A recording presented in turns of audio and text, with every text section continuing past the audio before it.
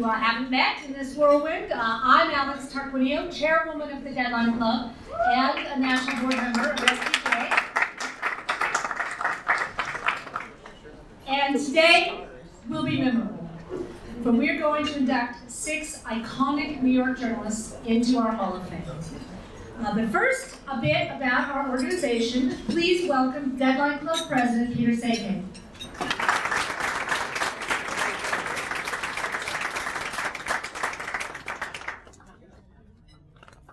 Okay, thank you, Alex, and thank you all for being here. Once again, welcome to a great journalism tradition in a great journalism town, the 2015 induction into the Deadline Club's New York Journalism Hall of Fame. I hope you feel as privileged as I do to be part of this event. It's been my honor to have been the president of the Deadline Club for almost 2 years now, and it will be my pleasure when my term ends at the end of this year. It's a lot of work, believe me.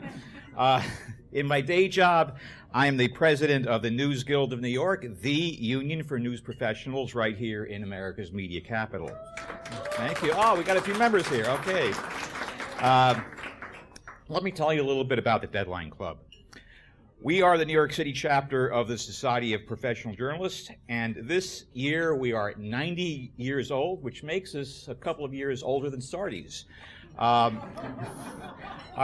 club hosts workshops and panel discussions, mixers, and we advocate for reporters' rights and access to government information. And along with our charitable arm, the Deadline Club Foundation, we raise money at events like this and at our annual awards dinner for up-and-coming journalists.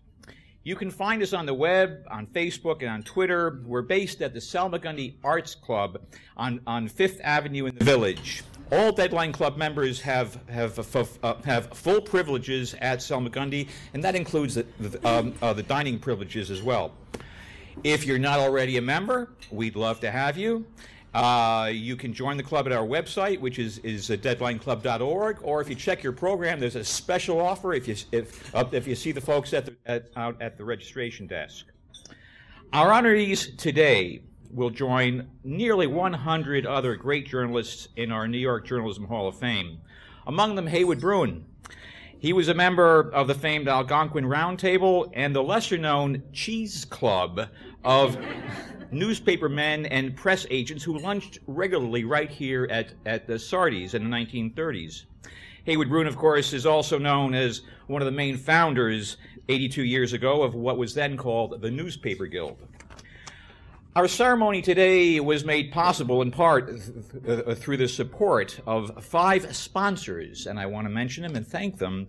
They are CBS News, Democracy Now!, the New York... Oh, I went too fast. Sorry about that. The New York Daily News, the New York Times, and Time Inc.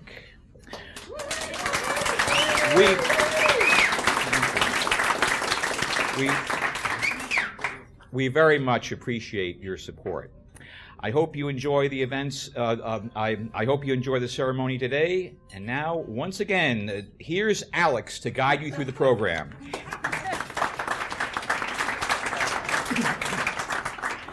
Yes, Peter, you make me feel like the evening's cruise director.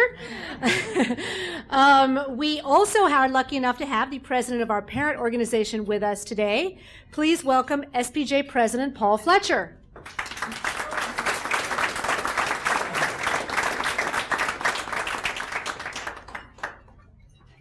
Thanks, Alex. You're far more than a cruise director for here. I'm Paul Fletcher. I'm the national president of SPJ. My day job, I'm the publisher and editor of Virginia Lawyers Weekly, which is a newspaper based in Richmond, Virginia. My wife and I, Jane, came on the train last night into New York, and we are just absolutely thrilled to be here. We were able to attend the 2013 Renaissance of your Hall of Fame dinner or luncheon, and we're awfully glad to be back here. So I salute the 6 honorees who are going to be you'll be hearing from shortly, and I salute the Deadline Club and especially Alex for all the work that she does. I'd also like to recognize my friend and board colleague and fellow officer, your own Rebecca Baker. She is the SPJ National Secretary Treasurer. She ran for the post back in September and was elected at the Orlando Convention. And Jane Primerano is also on the board, along with Alex, who's our at-large director. They asked me to tell you a few words about SPJ. Peter did a great job of explaining what we do, because we fight and advocate for journalists. And just to give you a couple of ideas of the issues we're working on this year, we're taking a special look at student journalists. Student journalists are getting beat up across the country. I don't know if you've had any instances up here, but there have been cases where university officials have sought to squeeze the student journalist by going after their advisors, who had the audacity to tell the students to go cover news. And I don't think any of us will ever forget hearing a university professor say, "I need some muscle to get a student journalism out of a public space." It's just absurd. The good news is there is a movement afoot called New Voices. It started in North Dakota, where we are seeking to get laws passed to protect student journalists and give them First Amendment rights, and basically to get rid of the Hazelwood decision in there. Yes. So you'll hear more about that as we go forward. One of the things we're doing on a national level, we're going to the White House next month. Back in the summer, we sent a letter backed by 53 other journalism groups. There are 60-some total in the country.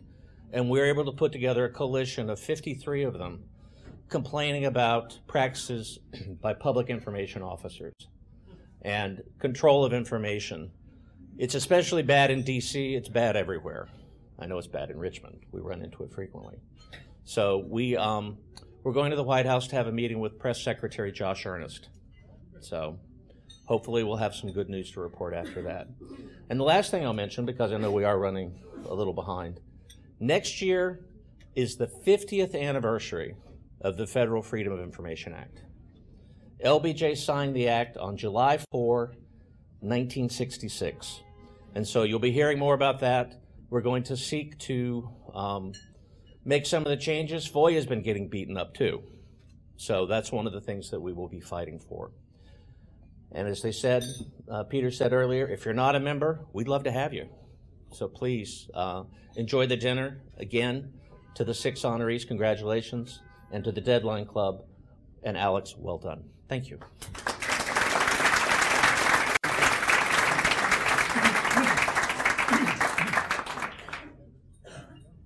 Thank you, Paul. Finally, we'd like to tell you a little bit about this tradition. The New York Journalism Hall of Fame has a long and storied history, and fortunately, we have with us today my predecessor running this event. Please welcome Deadline Club past president, Betsy Ashton.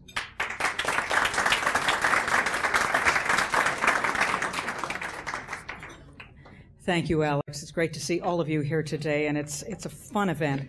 There was a little blurb in your program, which most of you probably haven't had a chance to read about what this is. I'll whiz through that and then tell you a story about something that happened here at this event 20 years ago. But the Hall of Fame was established in 1975 as part of the Deadline Club's golden anniversary celebration, and I believe Myron Kandel, was the president at the time who brought it back.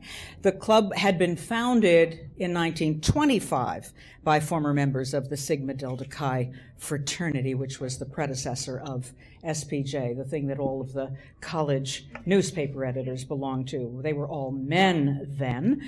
I joined, however, in 1975 when they allowed women, and I was a reporter and anchor woman in Washington, D.C., and then came up here to CBS News.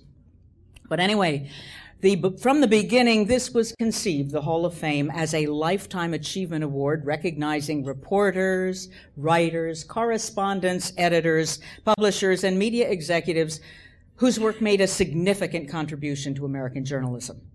Numbered among the original class of honorees, Walter Cronkite, Sylvia Porter, James Reston, and Lowell Thomas.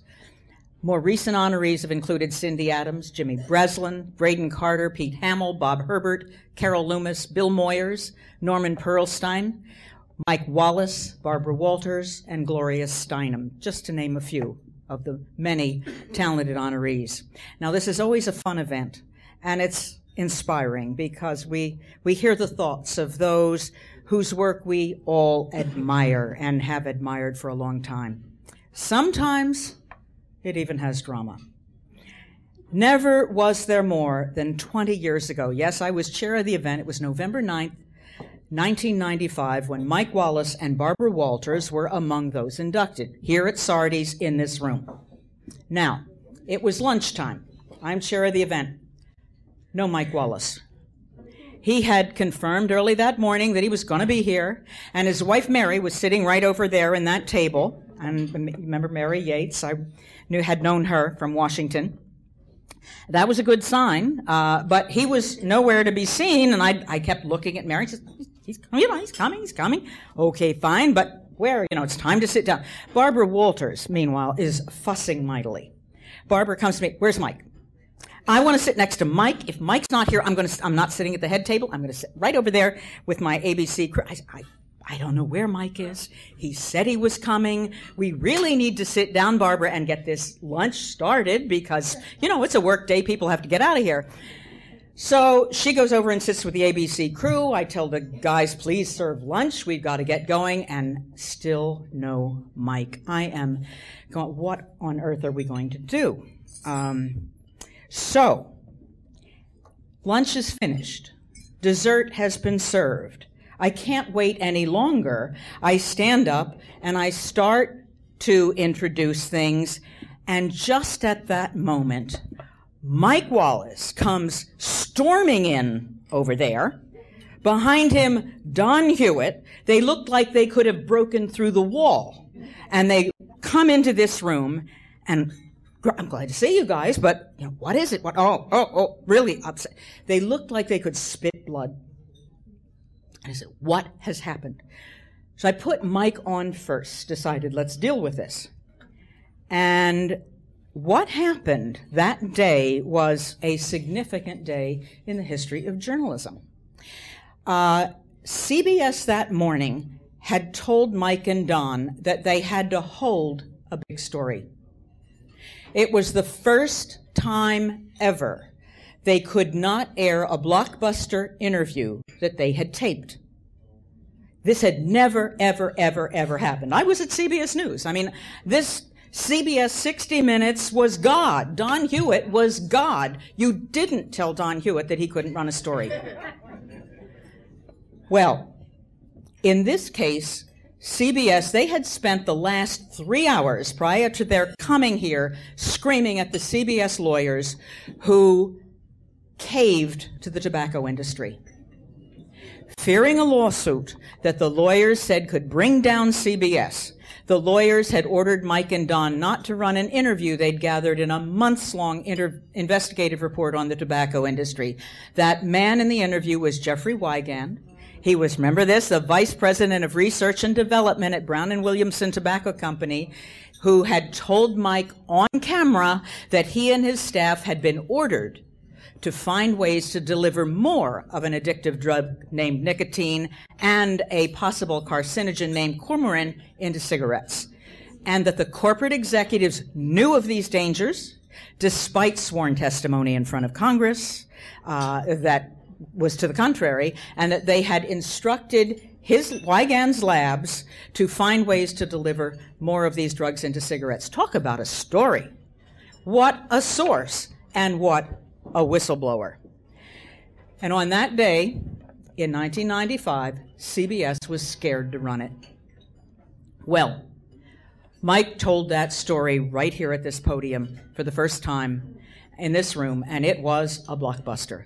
As it turned out, the Wall Street Journal broke their story before CBS relented and allowed 60 Minutes to air the piece the following February.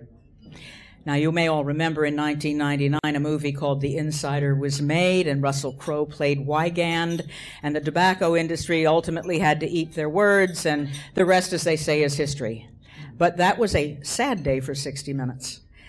Yet we all stood up and applauded Mike Wallace for his passion and his zeal. Well, things may not be that lively today.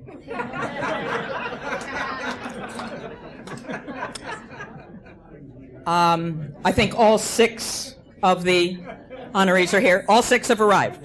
That's good. Okay. They are people who have informed and enlightened and entertained us, and the club salutes their contributions to our profession as they enter the Hall of Fame. And I congratulate you all, and Alex will take it from here.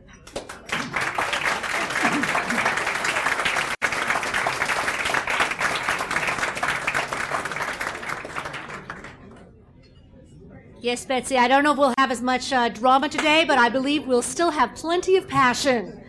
And now, without further ado, we'll move right along to the awards.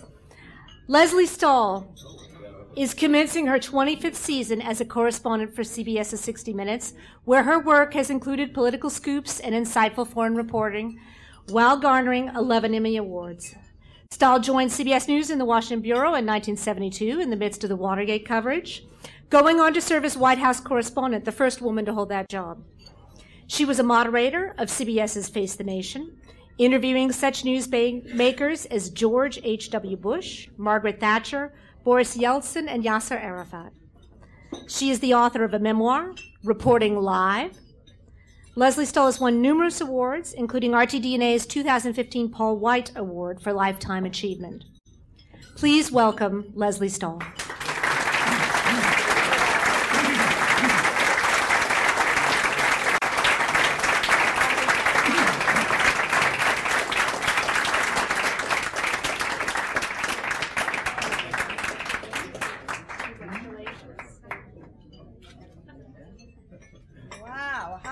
Follow that story. Everyone at my table has been telling me I should yell at my boss because he took 10 seconds out of my last piece.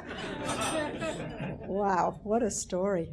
You know, I was there that day, and what I remember most is Mike yelling at Don. That's what I remember, screaming and yelling at him. Anyway, it's so great to be here. And look at me up here, clumped in with Max Frankel and Paul Steiger and Juan Gonzalez, Dick Stolley, and Charlie Rose. Wow. Look at me. Hey, but fellas, don't you think we're too young for a Hall of Fame? Maybe not, maybe not. But I do feel privileged to be in your company, and I'm so honored that the Deadline Club is honoring me with this recognition. And I'm also honored by the fact that 60 Minutes is here, backing me up, but of course they always back me up. That's what they do. You know, what we do is collaborative, and every single piece is a partnership with producers, editors, bosses, and I thank you for your constant help. You are all the 1% of the 1%ers in our business, the very, very best. And I want to salute you and say that among all the best work that you do, you are, without doubt, fabulously good looking. I do want to say just a few words about this happy meeting today in hard times. There are wisps out there in the New York air of 9/11, little waves of fear that you can sense in the air, that we might be the next target.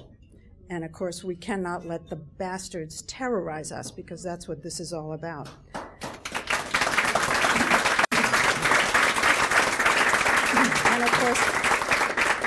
And of course, we journalists have become targets. Many of our brothers and sisters are being jailed all around in more and more countries. They're being murdered. And we journalists have become targets in the presidential campaign. Not that we've been murdered, but pretty close. Of course, I remember, and most of us being inducted today remember, nattering nabobs of negativism and the enemies list And it does seem that every president, certainly in my lifetime, comes around to seeing us as the enemy. But once again, we can't let the bastards get to us.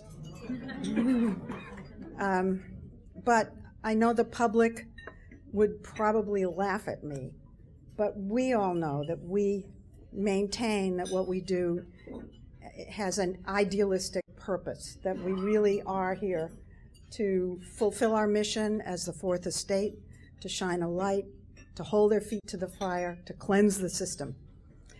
And let's also admit that what we do and what we have all done is just plain fun, incredibly wonderful fun. So I salute my fellow inductees, and I thank you all so much for this recognition.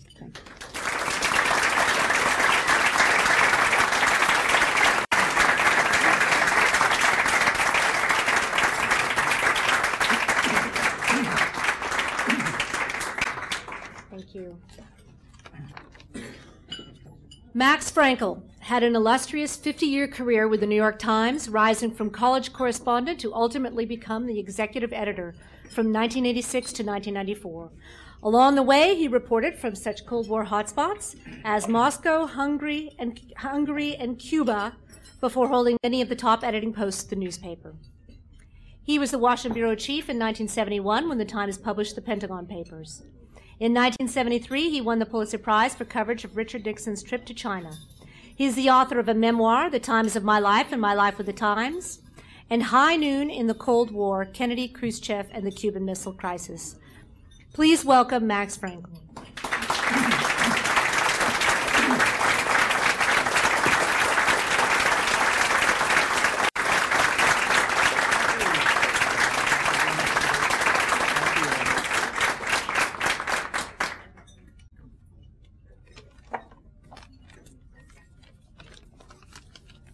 Thank you, Alex. Thank you, Deadline Club. I think we all know that the only honors worthy in our business are those that come from your peers and from the business itself. And thank you, especially that table over there, for being here. The whole thing is an honor, and I'm most grateful. But the invitation to reflect on a lifetime at a certain age takes on the quality of an obituary. And so in order to save something for the real one, I thought I'd only give you a short version of my life. I was asked to reflect on what makes a career in this business, what makes a journalist. I wish I could say I was born with a genetic desire to fight for freedom and democracy and free debate, but looking back on myself as an infant, the only thing I could discover that has any remote relevance is an absolute lust for instant gratification.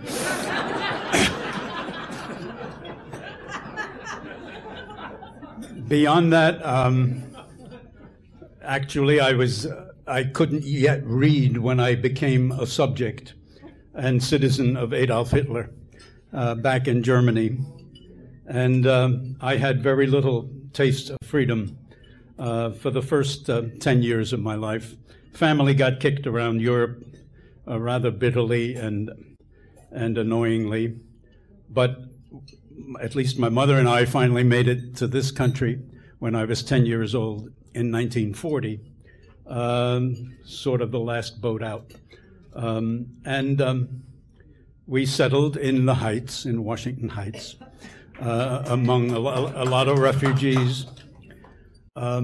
A lot of German refugees up there, and of course I was the great patriot and American, and I didn't want to have anything to do with these German-speaking people. And escape was my only real ambition. And I remember walking these streets around here, Times Square. That was it. This lit up, exciting place where I had to spend $2 for the movie that if I had waited 3 weeks, I could see for a quarter up in the neighborhood, get hell from my mother for coming down. But I remember walking these streets and saying, you know, if you can make it here. This was glory. It was inspiring. And so that was my ambition. And the lure of downtown took me immediately out of the neighborhood. George Washington High School, where I was supposed to go, is up in the 190s. That was going the wrong direction. So I found out by pretending to be an artist, I could go to High School Music and Art, which was then at 137th Street. That was 2 subway stops toward Times Square. And the trouble is I learned some things rather fast there. The first thing was that I looked at the other artists at their easels, and I realized I was not in that class. I was never going to be an artist. So that was the first lesson of music and art. The second is I ran for office school-wide and lost. So politics was out. I did learn a lot about politics because the 5th grade social studies teacher suspended the regular curriculum and had us through the whole semester reenact the Constitutional Convention. And I played Hamilton. So, you know, you come from the Heights and you play Hamilton. If you don't have the wit to write a musical, you're really doomed. But then something remarkable happened. This, in 6th grade, 6th semester, third year, I had suffered through Silas Marner, and the book that year was Tale of Two Cities. And having had very little education up to age 10, my vocabulary was nil. I couldn't understand what the hell that book was about. I tried it recently. It's still pretty difficult. But I struggled with that book. I had to cheat every morning on the quiz. And I barely made it through that semester of English. At the end of that semester, Elsie Herman, bless her soul, came to me, the teacher, and she said, "You're not reading this book, are you?" She said, "I don't understand this. You got 99 in geometry and 98 in French. And all your grades are up in the 90s and 100s. And you're barely going to make a 75 in English. What is going on here?" So I confessed I couldn't read the damn book. She said, "Well, I've got a remedy, which is a high-risk thing because you're going to miss another term of reading. But I think if I get you interested in writing, I might teach you how to read."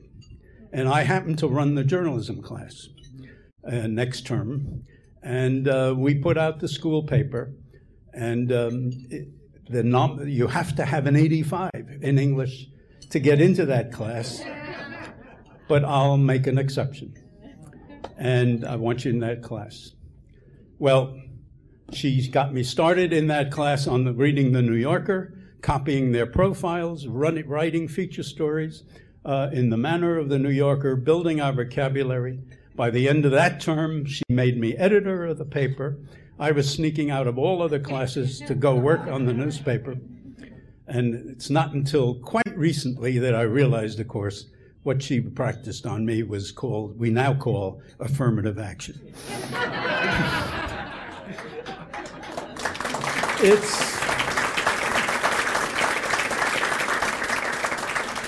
My predecessor at the paper, David Wise, of the late Herald Tribune, 1 year ahead of me, he went on to Columbia, and he started calling me every other week. He said, "You got to come to Columbia." Nothing about the faculty, nothing about the great books course, nothing about the incredible education that I indeed got there. All he would tell me is the paper is daily. You got to come up. It's a daily paper. And sure enough, I spent 4 happy years on that daily paper, becoming the editor there, and meantime, starting sophomore year, getting a job of covering Columbia for the Times, and getting a big foot in that door and never letting go. So the real instinct of what makes a journalist dawned on me only after I started practicing it. Going to Moscow and Cuba, still in your 20s, and having to confront in the Cold War era of communism the ultimate values of what makes a society fair and decent, what allows you to live an honest life, what does freedom really mean to the ordinary citizen of a society, and then coming back with that sort of belligerent look at other societies and applying those same standards to your own in Washington and on up gave sense. And suddenly there came over me a sense not only that this job was fun, which indeed it was, that it was gratifying for the ego and instantly gratifying to see your name in print the morning after, and the chance to mingle with the high and mighty and to stick your nose into their business and to poke them in the nose once in a while, to learn something about everything and, of course, nothing about anything, to see the world on the company's dollar.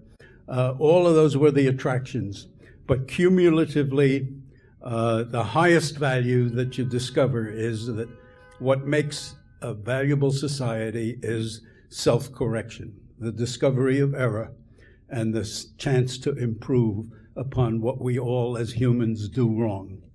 And this is the business that is essential to the discovery of error. This is because the discovery of error requires debate. And this is the business that stimulates the debate as to what we've done and where we're going. And it's an incredible reward. And so in the end, you figure out you can do well in this business, but you can also do good. And it's a great career. And I thank you all for honoring it.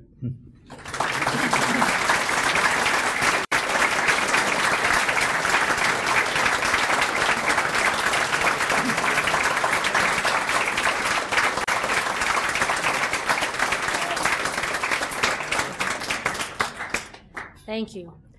Next up, Juan Gonzalez has been a staff columnist with the New York Daily News since 1987 and co-host of the syndicated radio and television news program Democracy Now! Since 1996. I believe there are a few of you here.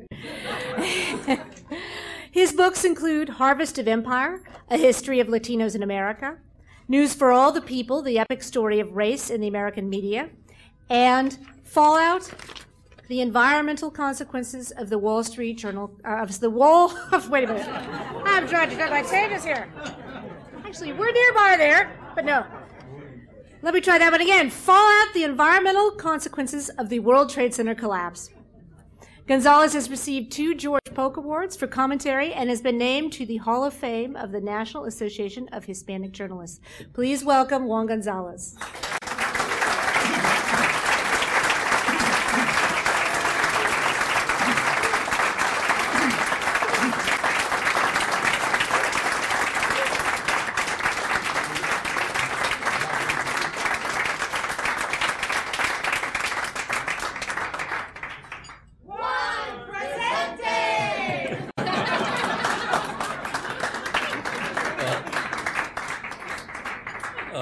My thanks to the Deadline Club for this honor.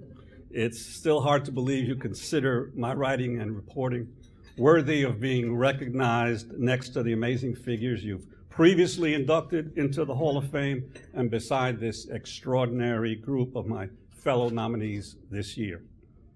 Are you sure somebody did make a mistake? I'm just amazed that I still have a job at the Daily News, given all the upheaval brought about in our media industry by the digital age. A few weeks ago, during our last round of heartbreaking layoffs at the News, I was sitting in an editorial board meeting with a bunch of reporters and editors interviewing Governor Cuomo when one of my editors, Rob Moore, who was sitting next to me, suddenly pointed to his smartphone. "The Observer's reporting you've been fired," he told me. I took a deep breath and said to him, well, can you confirm that for me? You have nothing to worry about, Rob said. He didn't add for now. Well, I was already fired by the Daily News. 25 years ago last month, our owner at the time, the Tribune Company, declared me and 2,500 reporters, ad sellers, pressmen, drivers permanently replaced for daring to go out on a labor strike. It took us 5 long months on picket lines and protests through a bitterly cold winter, but we eventually won that strike, during which I somehow managed as chair of the Guild's strike committee to earn the respect of all those old-line Irish and Italian reporters at the News who until then had disdained me as some kind of unqualified affirmative action hire. Tribune sold the paper to British billionaire Robert Maxwell, who then proceeded to negotiate a deal with the unions and welcomed us back. So I've actually been living on borrowed time for the past 25 years. As some of you may know, mine has not been the typical journalism career these past 37 years. I've managed to work not only in mainstream journalism, but proudly in the alternative and dissident press, most notably for the past 20 years with Democracy Now! With a terrific journalist and friend, Amy Goodman, who's here today. But also at various times in the Spanish language or ethnic press. In addition, I must be the only reporter in mainstream journalism with an extensive rap sheet, having been arrested about a dozen times over 4 decades in the 1960s, 70s, 80s, and 90s on a variety of charges: criminal trespass, contempt of court, marijuana possession, inciting to riot, draft evasion, all except for the marijuana bust related to political protests. Mike McAlery often joked to me that one day he went into the old Daily News library and came across the paper's clips on my radical days. This was when papers still had massive dusty files of yellow cutout articles stuffed into pocket folders under various subjects and names. There Mac found the old stories on me. The clip folder title was Juan Gonzalez Revolutionary. But by then, someone had crossed out revolutionary and changed it to Daily News columnist. So yes, I had a prior life. And I didn't really get started into mainstream journalism until I was already in my 30s. That I ended up a reporter at all, you can chalk up to Miss Bonagura and to the Young Lords. One gave me the skills and the other gave me the heart. Pauline Bonagura was the one public school teacher every kid dreams about. She was an English and journalism instructor at Frankel K. Lane High School in East New York, Brooklyn. Young, charismatic, relentless, she had a hopeless love affair with the English language and was determined all her students would master not only grammar and writing, but the art of reporting.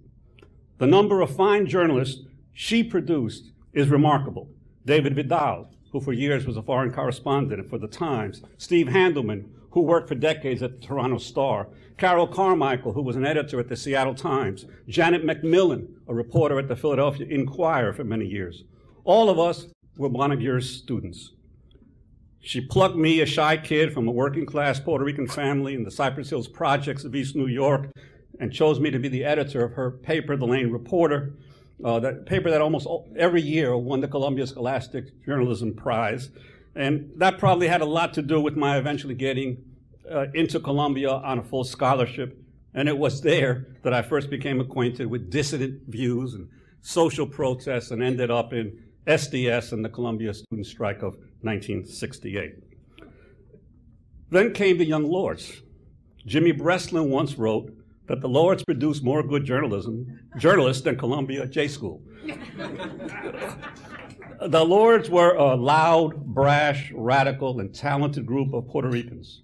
We became a thorn in the side of the establishment and the police in this town and in cities throughout the East Coast for a brief time, and influenced a generation of young Latinos to demand more equitable treatment for our community. But of all the radical groups of the 60s, and there were many back then, we probably received the most sympathetic press coverage. Even as youngsters, we understood the power of the press, and we consciously cultivated good coverage.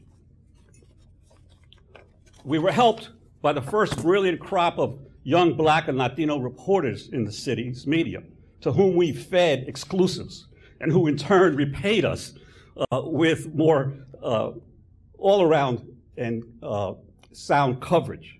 People like a young Ed Bradley at WCBS, Gil Noble at WABC, Gloria Rojas at WNBC, Rudy Garcia at the Daily News, and of course liberal white writers like Jack Newfield at the Village Voice. And we published our own newspaper, Palante, that I edited for a while. So it was no accident that when the Lords fell apart in the mid-1970s, several of us ended up going into journalism. Pablo Guzman, Felipe Luciano, Geraldo Rivera, our first lawyer, everybody knows Geraldo, and myself.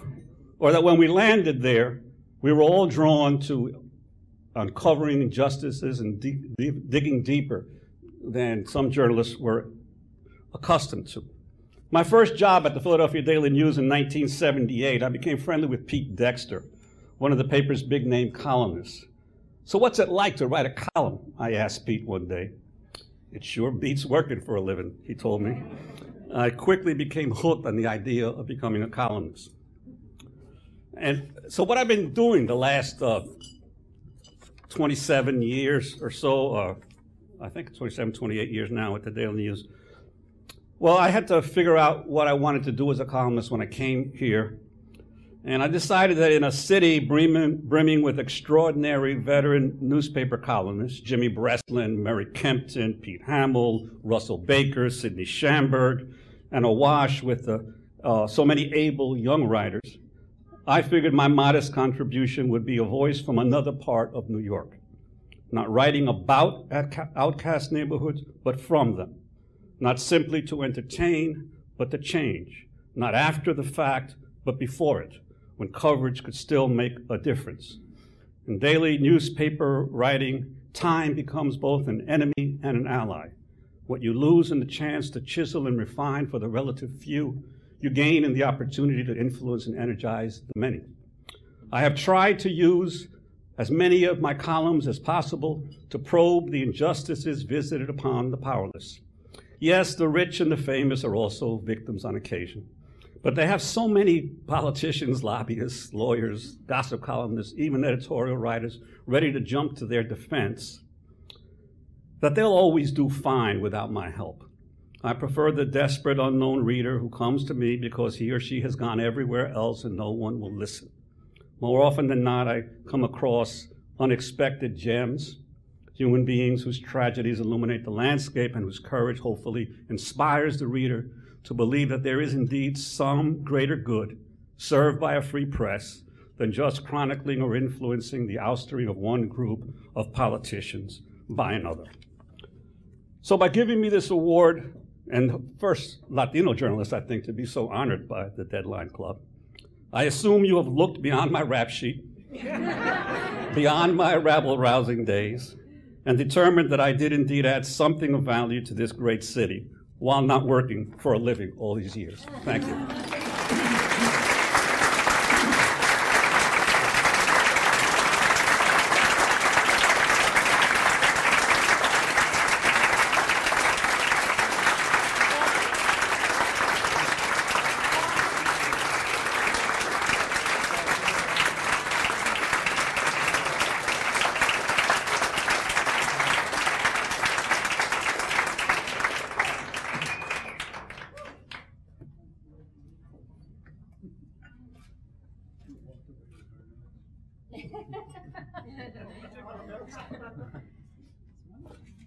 Yes, sorry, I did not have time to memorize them with all else there was to do, but they are found. Now, no doubt many of you were surprised to see our next guest. In fact, some of you may have needed to check your glasses, especially as we said he was not going to be here. But as you can see, those reports were grossly exaggerated. Charlie Rose is anchor and executive editor of several televised programs. For more than 2 decades, he has hosted Charlie Rose, a nightly interview show distributed nationally by PBS, which since 2013 has also distributed Charlie Rose the Week. He has co-hosted CBS This Morning since 2012 and is contributing correspondent to the network's 60 Minutes news magazine. Rose, whose television career spans more than 4 decades, has aired countless interviews with Nobel laureates and extraordinary men and women of science, politics, art, business, sports, technology, literature, and entertainment.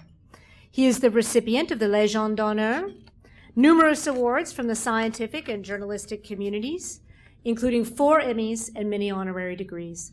Please welcome Charlie Rose.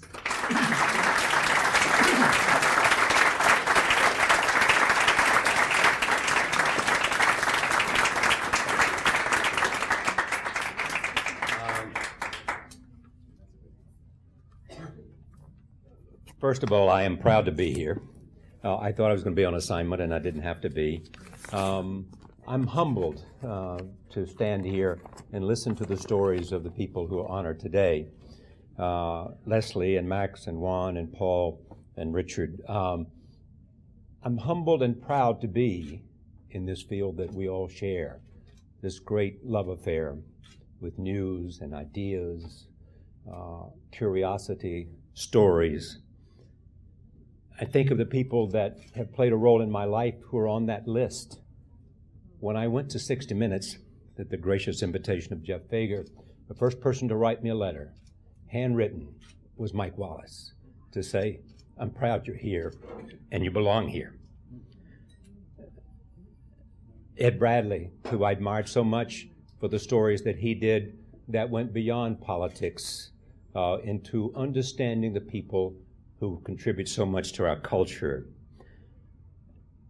And so many people that I can't mention in the time. The interesting thing for me is that for all those, and those are the people that I have so much respect for, who have believed in me and gave me a place to express my curiosity, my questions, especially from CBS, Jeff Steiger, Bill Owens, Chris Ligg. From PBS, Yvette Vega, who's been with me from the very beginning at all the shows that I've done within that orbit. These people have not only been my boss and my colleague, they've been my friends. And they and so many others have helped me know who I was and who I could be. They've worked with me and they've stood with me, and they're more than colleagues. They're people who demanded that I be good as I could be every time, and have helped me be as good as I could be. It is always about stories.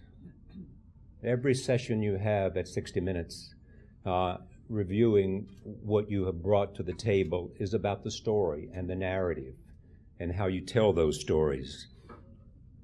Don Hewitt, famously talking about 60 Minutes, said, it's 4 words, tell me a good story. I have always believed that at the heart of a great story is a great interview, someone revealing themselves in an answer to a question, and then the responsibility of the reporter to know something and be able to say, yes, but. It's more difficult for some than others, and so I have a special appreciation for those who do not sit at a studio in New York City or in Los Angeles or in Chicago, but are on the front lines of war and risk.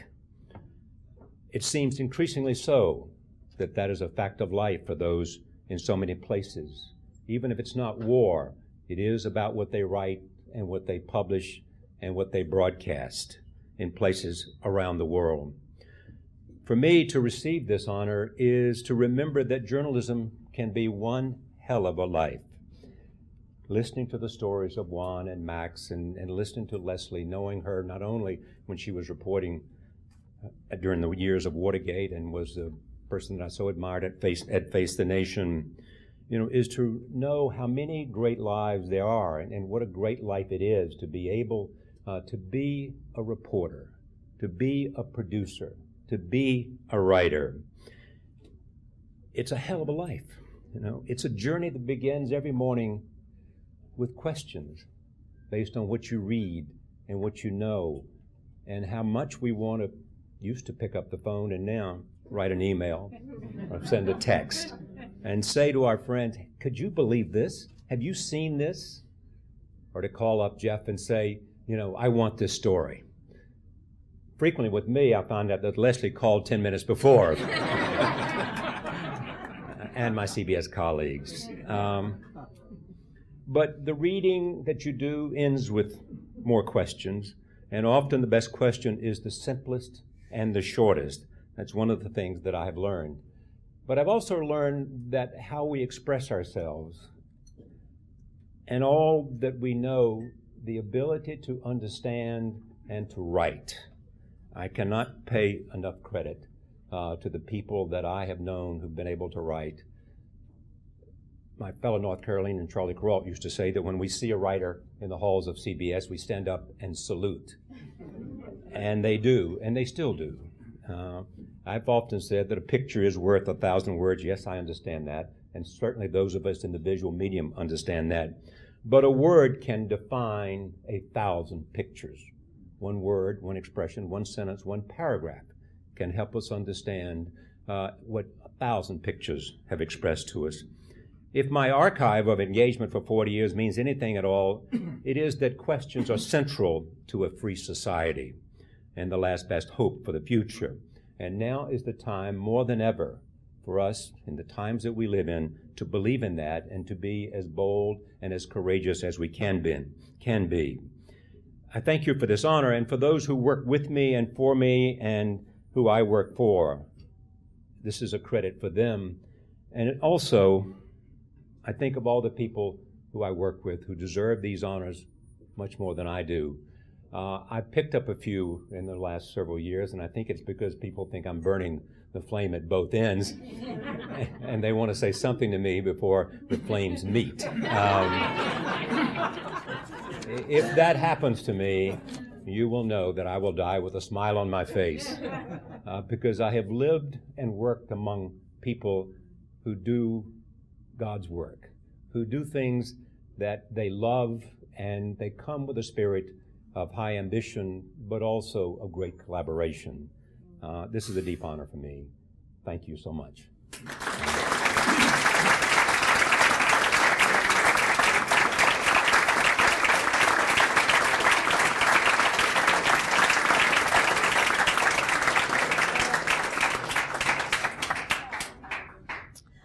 Paul Steiger is the executive chairman of ProPublica after serving as founding editor-in-chief, CEO, and president from 2008 through 2012. During 26 years at the Wall Street Journal, he rose to become managing editor from 1991 to 2007. Under his leadership, the journal won 16 Pulitzer Prizes. He also worked for 15 years at the Los Angeles Times. Steiger is now on the nonprofit boards of the Reporters Committee for Freedom of the Press and the John S. and John L. Knight Foundation. From 2005 to 2011, he was the chairman of the Committee to Protect Journalists.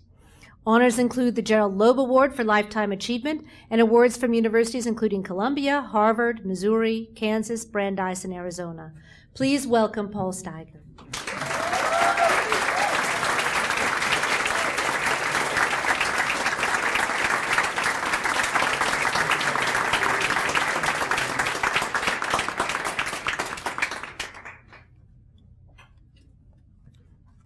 Well, thank you very much, members of the Deadline Club and Alex and Peter, for including me in this group of people that I've admired for many, many years. And as I feared, I was going to have to follow, because since I come relatively late in the alphabet, people who are masterful orators and humorists and rabble-rousers and all the other things one can think of. So in terms of the mission to describe, what makes a journalist and what do we do and why is it important, all that stuff, what they said, okay?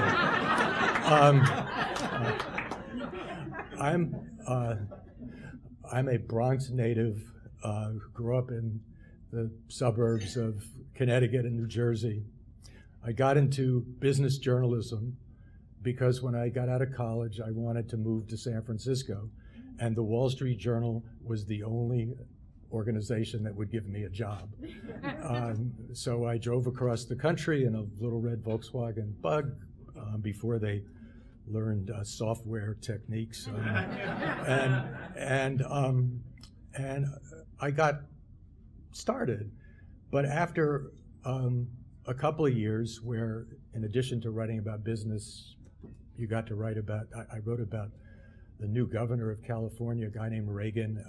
I said he would never amount to anything in politics, and I tried to destroy all those stories, but I haven't been able to run them down.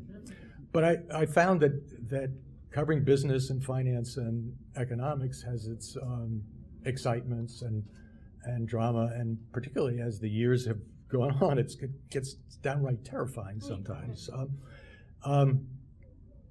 I've worked in 3 places over the past century, the Journal, the Los Angeles Times, and ProPublica, and I thank God for every single minute. I've come to believe that whatever economic model we in journalism operate under now, as our world has changed so dramatically in the last 5 or 10 years, whether it's for-profit, non-profit, or somewhere in between, we are given a mission to serve our audience and the public at large, to go beyond what we need to do to feed and clothe our families, and it's gotten a lot harder for many of us, but to think of that broader mission. And now, as others have mentioned, when we increasingly are finding people trying to shout us down, and we're also increasingly finding people who want to kill us, we need to stand up. We have no choice, even though it can be pretty darn scary. I want to thank a number of people, not many, won't go on forever here, but some of whom you know well, some of whom you may not have heard. But first I want to do a very broad shout out to just over the years at the Journal, at the LA Times, and the Journal again, and now at ProPublica. I've had the enormous privilege to work with brilliant, dedicated people. I mean, I had as a kid reporter, when I was the business editor of the LA Times, a guy named Marty Barron, who's now a movie star. You know, I mean, it's and nothing demonstrates this more to me than this table over there of 10 wonderful, talented people from the Wall Street Journal who I had no idea would be here. And I'm after all, I've been away from there for 8 years, and it was a joy working with every one of you, and thank you for coming. Thank you for coming today.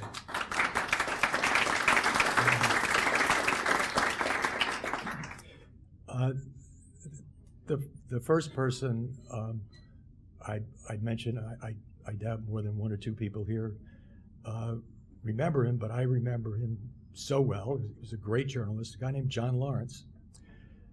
He gave me my first job at the Wall Street Journal in San Francisco, and then by a strange twist of fate, 2 years later, in 1968, he gave me my first job at the Los Angeles Times.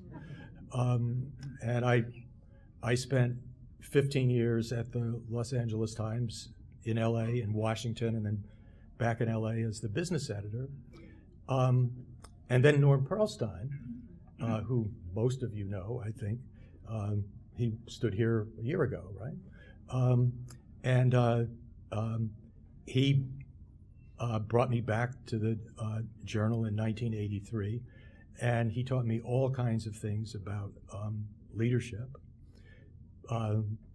Peter Kahn, who was the CEO of Dow Jones and the Journal for much of the time that I was there, also happens to be the best writer I ever encountered in journalism, and he taught me about restraint in management, that coaching people and giving them space to do their own thing is often better than, it's usually better than micromanaging them. Marion and Herb Sandler, when my time was up at the Journal after 16 years as the managing editor, it was time to embrace mandatory retirement at 65 at the end of 2007. But Marion and Herb gave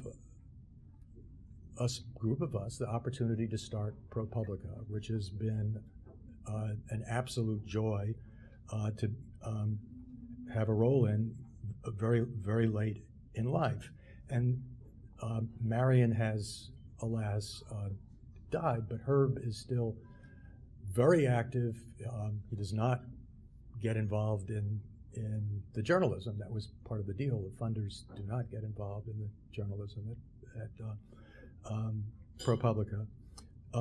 But in addition to providing our startup money and at a small level continuing money, he has provided tremendous guidance on what it takes to run a successful nonprofit, and I will always, always, always be grateful to him.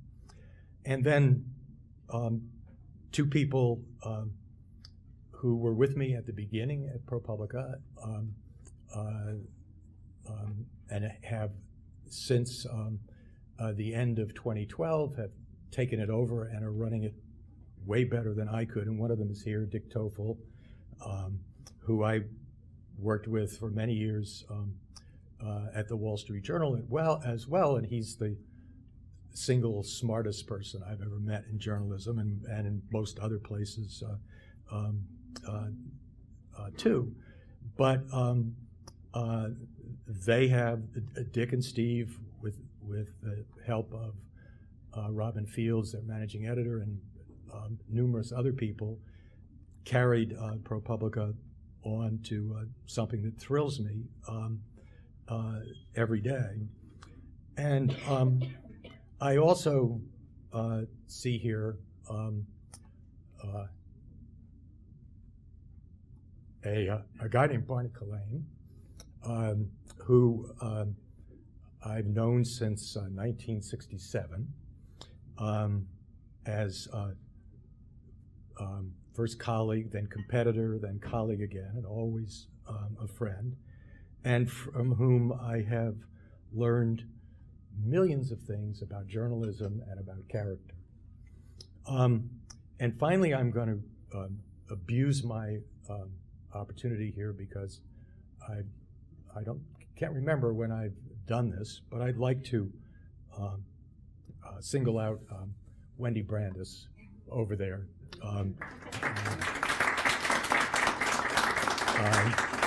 Some of you know her as the chair of the Columbia Spectator board, but for 14 years she's been my wife, and we've been together for 17. She's a jewelry designer and blogger and a much better writer than I am. She tolerated me when that was all I deserved and provided wisdom, judgment, and humor when I needed that. So, Wendy, thank you very much.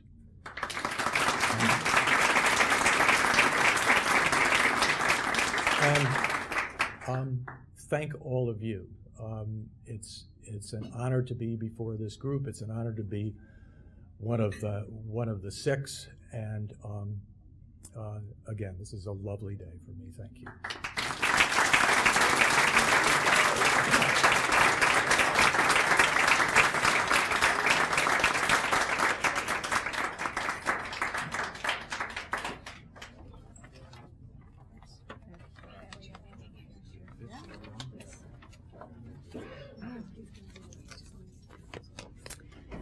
Ladies and gentlemen, moving along, Dick Stoley had a prolific 62-year career with Time Inc., including as editorial director, the company's second highest editorial management position.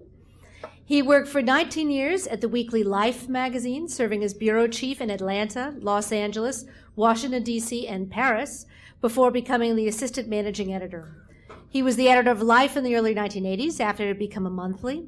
He is perhaps best remembered for obtaining the famous Zapruder film of John F. Kennedy's assassination for Life magazine. In 1973, he became the founding editor of People magazine, creating a pioneering new magazine format that has been much copied ever since. He has received several Lifetime Achievement Awards, including from the American Society of Magazine Editors and the Magazine Publishers of America. Please welcome Dick Stoley.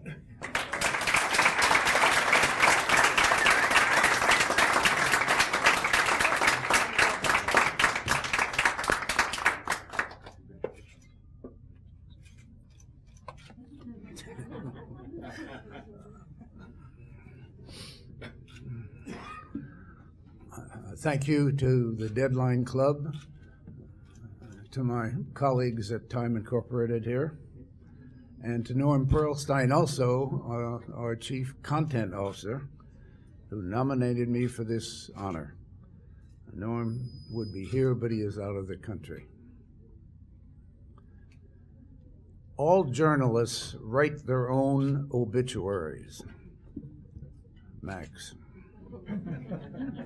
Usually in their minds, sometimes on paper. It is irresistible.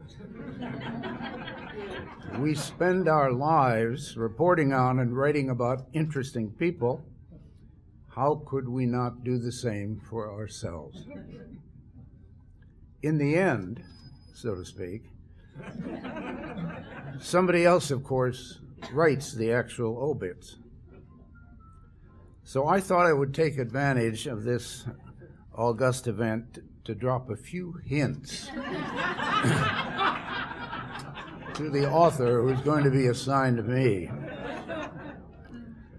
During World War II, when I was a junior in high school and 15 years old, I was hired to replace the sports editor of the Pekin, Illinois Daily Times when he enlisted in the Navy. Pekin was Everett Dirkson's hometown. You may remember that. The publisher of the Times was reluctant at that point in history to hire a woman, so he hired a child instead. I was sports editor from 1944 to 1946, spent 2 years in the Navy myself, went to Northwestern University, worked briefly for the Chicago Sun-Times, and then began my 19 years at the weekly Life. As bureau chief in 4 cities, I was assigned to some of the major stories of the 20th century. First was Atlanta, where I covered the sometimes violent desegregation of Southern public schools. Then I was sent to Los Angeles, where I was a few feet from Richard Nixon when he made his infamous "You won't have Nixon to kick around anymore." He had just lost the California governor's race. A few minutes later, when Nixon departed with his stunned press secretary, Herb Klein, I told a Life reporter who looked too young to be professional to follow them.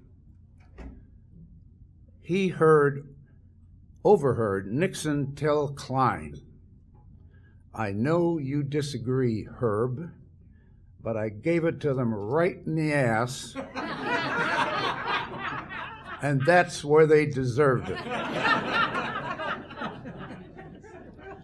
That quote appeared exclusively in Life the next week. My most important story while in Los Angeles was the assassination of John F. Kennedy. With another correspondent and 2 photographers, We flew to Dallas that afternoon. That evening, I got a tip about a businessman who had reportedly photographed the murder on his 8mm home movie camera.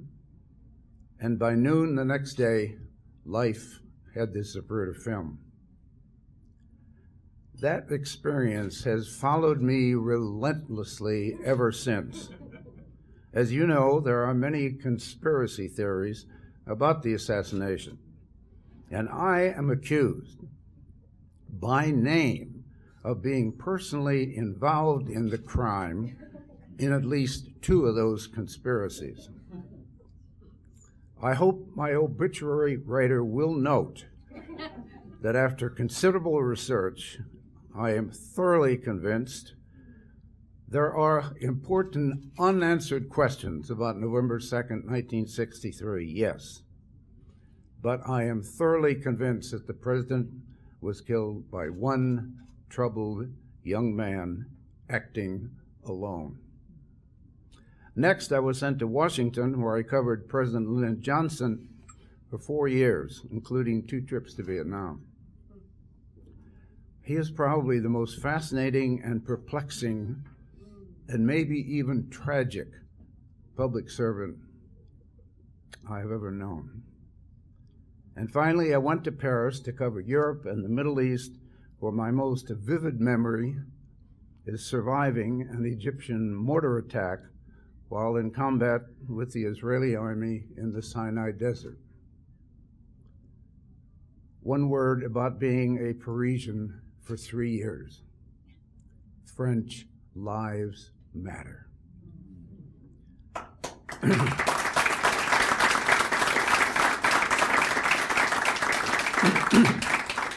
After Life disappeared as a weekly, I was put in charge of the launch of People and ran it for the first 8 years. As editor of People, I and the Washington bureau chief interviewed the president every December for our year-end issue. The most memorable of those encounters was asking President Reagan to comment on a recent quote from a prominent Democrat, Clark Clifford, who had described Reagan as an amiable dunce. Because Mrs. Reagan, Nancy, had unexpectedly decided to sit in on our interview, the president reacted to my question by saying, "Well, I think you should ask Nancy about that."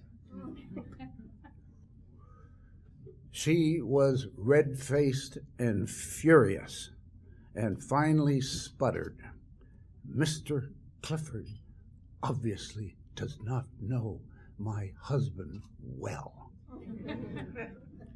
It was a question I had to ask. But afterwards I said to the bureau chief, "I think this is the last time I will ever be invited to the White House." And it was. Mrs. Reagan has a long memory. After People, I was editor of the Monthly Life, then editorial director of Time Inc., and finally senior editorial advisor, a job I surrendered this past January 1st. But I continue to write stories, print and online, for our magazines, or perhaps these days I should call them our brands. As a matter of fact, I have a story in Sports Illustrated next week. While all this was going on, I fathered 4 daughters, one of whom, Martha, the family lawyer, is here today.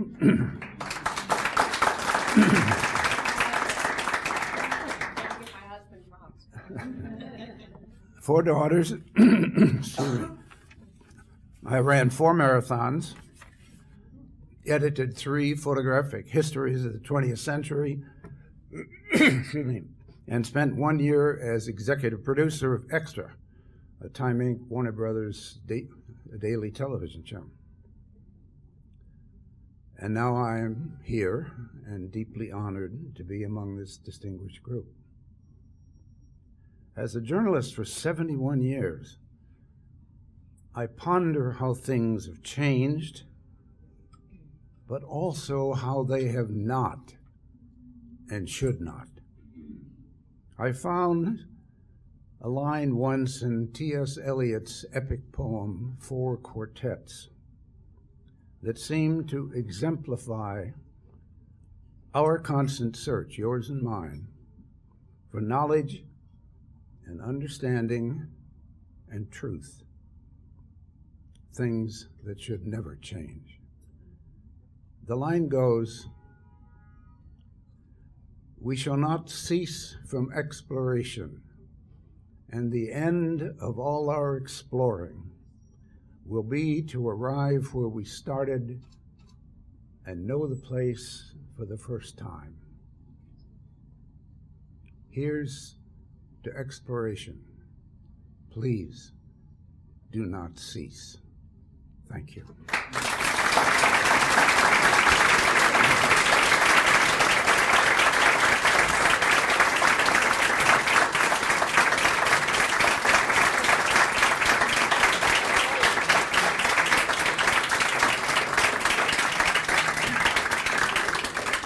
Before you go, I'd like to thank some board members who contributed to this event, who we have not been able to hear from tonight, but they are here. Steve Dunlop, John Long, Colin DeVries, and also Melissa Hewley and Claire Regan. And now let's have a final round of applause for the honorees.